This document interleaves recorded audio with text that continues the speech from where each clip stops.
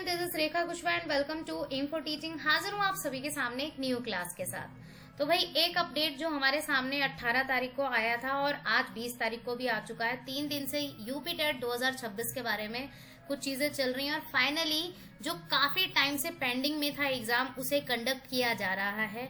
तो सब कुछ अपडेट हो चुका है ऑफिशियल वेबसाइट के थ्रू, आप लोग जाकर देख सकते हैं। New exam pattern, new syllabus और कब से फॉर्म फिल होंगे, एग्जाम डेट क्या है, सब कुछ वहां पर आप लोग चेक कर सकते हैं। हालांकि इस क्लास में भी मैं आप लोगों को सब कुछ डिटेल में बताऊंगी।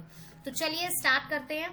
सबसे पहले तो जो चीजें हमारे सामने 18 तारीख को आई थी वो ये थी कि भाई 3 डेट्स में एग्जाम होगा आप लोगों का जुलाई के मंथ में, यानी कि 2nd, 3rd और 4th जुलाई को आप लोगों का यूपी टेट का एग्जाम होगा।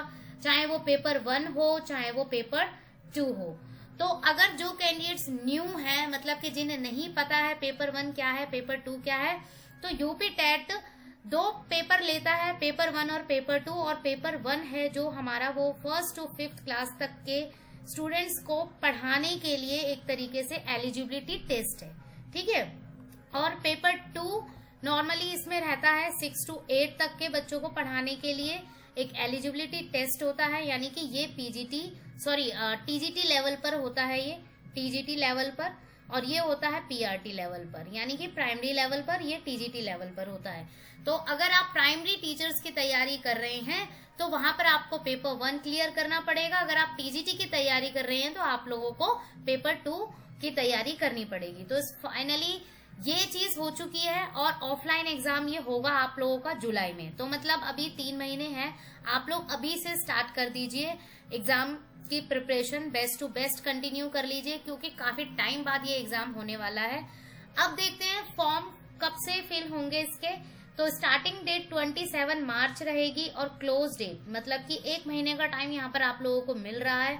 तो मैं आप लोगों से यही एक सजेशन दूंगी कि भाई आप लोग स्टार्टिंग के टाइम में फॉर्म फिल मत करना, क्योंकि सर्वर डाउन होता है। बहुत सारे लाखों से भी लाखों कैंडिडेट्स इस फॉर्म को भरेंगे और लास्ट टाइम का भी वेट मत करना, क्योंकि उस टाइम भी बहुत सारा मतलब एक तरीके से सर्वर डाउन रहता है, वेबसाइट्स नहीं चलती हैं और बहुत सारे एरर्स आने लगते हैं। तो बीच के मिडल टाइम में आप लोग फॉर्म फिल करना, ठीक है, क्योंकि बहुत कैंडिडेट्स वेट कर रहे हैं इस एग्जाम का काफी टाइम से। और यहाँ पर एक और डेट आप लोगों को दी जाएगी इफ सपोज आपकी फी पेंडिंग है या फॉर्म में कोई मिस्टेक हो गई थी, फी करेक्शन डेट आप लोगों की 1 मई रहेगी। तो ये कुछ डेट्स हैं जो आप लोगों को याद रखनी है, मतलब 27 तारीख से फॉर्म फिल होना स्टार्ट हो जाएंगे। बाकी जो भी अपडेट्स हैं, जो भी आपको और भी अच्छे से डिटेल में जानना है, क्या क्या चीजें रहेंगी क्या क्या चीजें नहीं रहेंगी, तो वो आप लोग ऑफिशियल साइट पर जाकर देख सकते हो, या लिंक पर जो हमारे डिस्क्रिप्शन में उससे जुड़कर ग्रुप में आप लोग पर्सनली मुझसे पूछ सकते हो। नंबर आप लोगों को यहाँ पर स्क्रीन पर दे रखा है, उससे भी जुड़कर आप पर्सनली पूछ सकते हो। और अगर आप लोगों को यहीं पर मतलब आप क्लास देख रहे हैं तो आप कमेंट में भी जाकर कोई भी डाउट अपना पूछ सकते हैं, ठीक है। तो ये मेन चीजें आप लोगों को बता दी। फॉर्म फिल होगा 27 मार्च से 26 अप्रैल तक और एग्जाम डेट आप लोगों को पता चल गई। 3 मंथ्स का टाइम है आप लोगों के पास। और किसी भी एग्जाम को, अगर आप टेट एग्जाम को क्वालिफाई करना चाहते हैं, सिर्फ क्वालिफाइंग नेचर के हिसाब से बता रही हूँ, अगर आप क्वालिफाई करना चाहते हैं तो आप लोगों के लिए 3 मंथ काफी हैं, 3 महीने काफी हैं। बट जोरों शोरों से और जमकर तैयारी करनी पड़ेगी, क्योंकि कंपटीशन लेवल बहुत ज्यादा बढ़ गया है, ठीक है। तो उस हिसाब से मैं बता रही हूँ और आगे चीजें हम डिटेल में बताएंगे। मतलब देखिए यहाँ पर फॉर्म होता है, फॉर्म तो आप लोगों का ऑनलाइन ही होगा, बट एग्जाम जो रहेगा वो आप लोगों का ऑफलाइन रहेगा। OMR शीट मिलेगी आप लोगों को, पेपर वहां पर दिया जाएगा और OMR में आप लोगों को आंसर फिल करने होंगे। 2.5 घंटे का टाइम रहेगा। टोटल मार्क्स एक तरीके से 150 रहेंगे, यानी कि 150 क्वेश्चन, 1 नंबर के हिसाब से 1 क्वेश्चन 1 नंबर के हिसाब से आप लोगों को मार्किंग दी जाएगी। MCQ बेस्ड क्वेश्चन होंगे, सारे के सारे डिस्क्रिप्टिव नहीं होगा, नेगेटिव मार्किंग नहीं है। अब देखिए पासिंग मार्क्स, यानी कि अगर आपको सिर्फ क्वालिफाई करना है तो आप लोगों को 150 में से ओनली 90 लेकर आने हैं। अगर आप जर्नल कैटेगरी से बिलोंग करते हैं तो 90 तो होने ही चाहिए। इफ सपोज आप किसी रिजर्व कैटेगरी यानी कि OBC से बिलोंग करते हैं, SC या ST से बिलोंग करते हैं, तो वहां पर आप लोगों को 5% का रिलैक्सेशन मिलता है, यानी कि 55% चलेंगे, यानी कि इट मीन्स ये हो जाएगा आप लोगों का 150 में से 82 मार्क्स। ठीक है, तो ये आप लोगों को लेना है। तो ये एक तरीके से क्वालिफाइंग नेचर के हिसाब से बता रही हूँ। बाकी आप लोग अगर जम के तैयारी कर रहे हैं तो आप अच्छे से अच्छे मार्क्स स्कोर कर सकते हैं इस एग्जाम में। ठीक है, और मैंडेटरी हो चुका है, चाहे सीटेट हो, चाहे यूपी टेट हो, चाहे कोई भी टेट हो, अब तो कंपलसरी हो गया है। उन कैंडिडेट्स के लिए भी कंपलसरी हो गया है जो एक तरीके से ऑलरेडी मतलब कि गवर्नमेंट टीचर्स हैं, उन लोगों को कहीं ना कहीं ये एग्जाम क्वालिफाई करना ही पड़ेगा। तो आप लोगों ये मत सोचिए कि हमने मतलब कि मतलब कोई बात नहीं देंगे, तो आप लोग भाई ये तो तय है कि देना ही पड़ेगा। अगर आप गवर्नमेंट टीचर बनना चाहते हैं, DSSB, KVS, NVS जो भी आप फॉर्म फिल करेंगे, टीचर बनेंगे, उसके हिसाब से आप लोगों को ये एक क्वालिफाई एग्जाम देना पड़ेगा। ठीक है, उसके बाद ही आप लोग नेक्स्ट लेवल पर पढ़ेंगे, मतलब बढ़ पाएंगे, और अदर जो फॉर्म निकलते हैं, वैकेंसीज निकलती हैं, उसके हिसाब से आप लोग एक तरीके से एलिजिबल हो जाएंगे इस एग्जाम के बाद। जो कैंडिडेट्स लास्ट 10 सालों में 15 मतलब 2011 के बाद से अगर आप लोगों ने कोई भी CTET या RTET या कोई भी दे रखा है, तो आप एक तरीके से लाइफ टाइम के लिए वैलिड हो गए हैं टेट एग्जाम। बट कुछ स्टेट्स में वैलिडिटी अभी भी उतनी ही है कि आपको नया देना पड़ेगा। बट CTET है, UP टेट है, ये लाइफ टाइम के लिए वैलिड हो गए हैं। अगर आप लोगों को ऐसा लगता है कि हमारे लास्ट टाइम में थोड़े कम मार्क्स थे, हमें और गेन करने हैं, तो आप इस फॉर्म को अच्छे से इस बार भर लीजिए और तैयारी कंटिन्यू कर लीजिए, और स्कोर आप लोग हाई कर सकते हैं अपने लास्ट टाइम के अकॉर्डिंग। और दूसरी बात यह है कि अभी CTET का रिजल्ट तो नहीं आया है जो अभी फरवरी में हुआ था, बट आंसर की आ गई है। आंसर की अगर आप लोगों ने मैच की है और मैच करने के बाद आप लोगों के ऊपर नीचे मार्क्स हो गए हैं और आपको ऐसा लगता है कि नहीं क्वालिफाई कर पाएंगे आप लोग CTET, तो आप UP टेट ट्राई कीजिए। कोई ऐसी दिक्कत नहीं है कि UP टेट कोई नहीं दे सकता, UP टेट भी आप लोग देख सकते हैं। तो एक एलिजिबिलिटी क्राइटेरिया आप लोगों के सामने हो जाएगा कि आप लोगों ने कोई ना कोई टेट कंटिन्यू कर रखा है।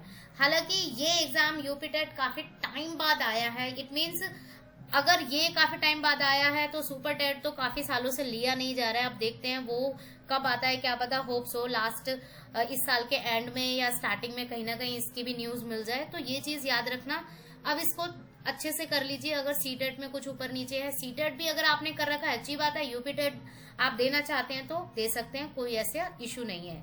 ठीक है, अब चलते हैं पेपर 1 की ओर कि पेपर 1 का जो एग्जाम पैटर्न है वो कैसे है। तो देखिए, चाइल्ड डेवलपमेंट पेडागोजी 30 क्वेश्चन आएंगे 30 मार्क्स के अकॉर्डिंग, और 150 मिनट का आप लोगों को यानी कि 2.5 घंटे का टाइम मिलेगा। ठीक है, और पेपर 1 की बात कर रही हूँ जहां पर आप सिर्फ और सिर्फ 1st to 5th क्लास तक के बच्चों को पढ़ाने के लिए टीचर बनेंगे। और यहाँ पर नॉर्मली ये भी चीज आप लोग इस चीज से याद रख लीजिए, 1st to 5th क्लास तक की NCERT बुक से ही आप लोगों को सबसे ज्यादा पढ़ना है। ठीक है, उसी में से ही क्वेश्चन आते हैं, आप लोगों को अलग से कुछ भी खरीद कर नहीं पढ़ना है। बाकी बुक से रिलेटेड कुछ डाउट होगा तो आप लोग मुझे बता देना, तो मैं उस चीज के लिए भी बता दूंगी। लैंग्वेज 1 आप लोगों की हिंदी रहेगी। ठीक है, और लैंग्वेज 2 में आप लोगों का ऑप्शनल रहता है, यानी कि इंग्लिश रहेगा, इसमें उर्दू रहेगा और संस्कृत रहेगा। ठीक है, इन तीनों में से जो भी आपकी मतलब लैंग्वेज है आप उसे चूज कर सकते हैं। उसके हिसाब से फॉर्म फिल करेंगे तभी आपको चूज करनी पड़ेगी, और जब पेपर आएगा तो उसी लैंग्वेज में आएगा जो भी आपने चूज की है।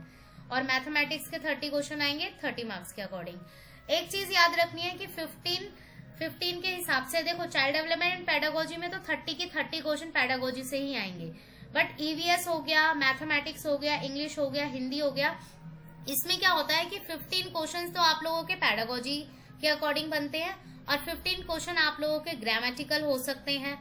जैसे हिंदी और इंग्लिश अगर आप चूज कर रहे हैं तो उसमें 15 क्वेश्चन ग्रामर आएंगे, ग्रामर के, और 15 क्वेश्चन पेडागोजी के आएंगे।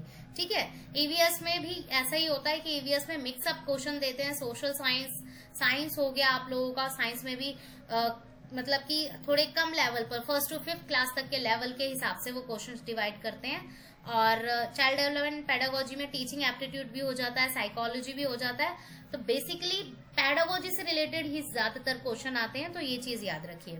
ठीक है, अब मेन चीज ये है कि हिंदी की क्लास मैं कंटिन्यू कर रही हूँ। हिंदी, पेडागोजी और ग्रामर की आप लोग टेंशन मत लेना, अपकमिंग क्लासेस में कंटिन्यू करूंगी पेडागोजी एंड ग्रामर की, और आप हमारी जो क्विज है वो कंडक्ट हो रही है हमारी केवीएस से रिलेटेड ग्रुप में, तो वो भी आप लोग ज्वाइन कर सकते हैं अगर कोई भी तैयारी कर रहा है तो उस हिसाब से।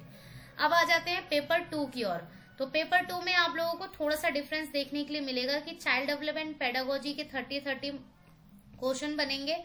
अब यहाँ पर ऑप्शनल में आ जाता है कि या तो आप साइंस और मैथ्स लें या आप सोशल साइंस लें। तो उसके अगर आप साइंस या मैथ्स दोनों ही लेते हैं तो 30 क्वेश्चन साइंस के आएंगे, 30 क्वेश्चन मैथ्स के आएंगे। और अगर आप सोशल साइंस चूज करते हैं तो 60 क्वेश्चन, पूरे के पूरे 60 क्वेश्चन, जिसमें मतलब मिक्सअप होगा, हिस्ट्री होगा, सिविक्स होगा, पॉलिटिक्स होगा, तो ये सब मिक्स आएगा। और साइंस में भी यही होगा, पेडागोजी प्लस जो नॉर्मल साइंस है उससे रिलेटेड क्वेश्चन, मैथमेटिक्स में भी न्यूमेरिकल होंगे और पेडागोजी होगा। तो ये चीज एक तरीके से मिक्सअप होगा। तो लैंग्वेज 1 मैंने आप लोगों को ऑलरेडी बता दिया था लास्ट में, हिंदी रहेगा, और लैंग्वेज 2 में इंग्लिश, उर्दू और संस्कृत रहेगा। तो टोटल आप लोगों का बन जाएगा ये 150 क्वेश्चन, 150 मार्क्स के अकॉर्डिंग 2.5 घंटे आप लोगों को मिलेंगे यहाँ पर, ठीक है। और यहाँ पर 6 to 8 तक का लेवल आता है और 6 to 8 क्लास तक के आप टीचर बनेंगे। और टीजीटी यानी कि पेपर 2 के लिए आप लोग, अगर आप टीजीटी स्पेसिफिक सब्जेक्ट से कंटिन्यू कर रहे हैं तो आप लोगों को पेपर 2 क्वालिफाई करना ही पड़ेगा, चाहे आप सीटेट हो, चाहे यूपीटेट हो, चाहे कोई भी टेट हो, तो ये मैंडेटरी हो चुका है, ठीक है। तो ये चीज मैं ऑलरेडी बता चुकी हूँ। नेगेटिव मार्किंग कोई भी नहीं है। अब ये जो फीस स्ट्रक्चर है ये मैंने लास्ट के हिसाब से बताया है, लास्ट अपडेट के हिसाब से। आप ऑफिशियल साइट पर जब मतलब कि पूरा के पूरा जो नोटिफिकेशन है वो जब अपडेट होगा उसमें आप लोग फी देख लेना कि फी क्या बढ़कर आई है या नहीं। वैसे होप्स हो, मतलब कुछ ऐसी वेबसाइट्स हैं जहां पर बता रखा है कि बढ़ेगी फीस, मतलब कुछ चीजें थोड़ी अपडेट हुई हैं तो फीस के चांसेस हैं कि बढ़ सकती है फीस। बाकी ये रहेगा कि पेपर 1 और कैटेगरी के हिसाब से, और आप दोनों पेपर चूज करते हैं तो उसके हिसाब से ये रहेगी फीस, ठीक है। तो ये आप लोग देख लेना। फी का थोड़ा सा मुझे डाउट लग रहा है कि क्या पता न्यू अपडेट हो और उसमें फीस थोड़ी बढ़ा दी जाए, तो उस चीज के लिए आप लोग ध्यान रखना। और सिलेबस की बात करूं तो सिलेबस मैंने अभी जस्ट 1 घंटे पहले ही ग्रुप में डाला है। ग्रुप आप लोगों का एक तरीके से लिंक डिस्क्रिप्शन में दे रखा है। और मेन चीज है कि मैं ग्रुप में उन्हीं कैंडिडेट्स को मतलब कि अप्रूव करती हूँ, उनकी रिक्वेस्ट जो मुझे लगते हैं कि जेन्युइन और अच्छे हैं, जो पढ़ाई कर रहे हैं एक्चुअल में। तो आप लोग अगर नहीं ज्वाइन कर पा रहे हैं तो आप लोग मुझे पर्सनली मैसेज कर देना इस वाले मोबाइल नंबर पे, ताकि मैं आप लोगों को ऐड कर सकूं। सो कीप लर्निंग, मिलते हैं नेक्स्ट क्लास में। और हिंदी पेडागोजी और इंग्लिश पेडागोजी के क्वेश्चन भी मैं अपलोड कर दूंगी, जिसमें पेडागोजी सेक्शन रहेगा। वैसे हिंदी पेडागोजी और ग्रामर रहेगा मेरा मेन। और जो कैंडिडेट्स लिटरेचर से रिलेटेड है, हिंदी लिटरेचर कंटिन्यू कर रहे हैं, तो उनके लिए भी क्लासेस कंटिन्यू चल रही हैं। सो कीप लर्निंग, मिलते हैं नेक्स्ट क्लास में। Thank you.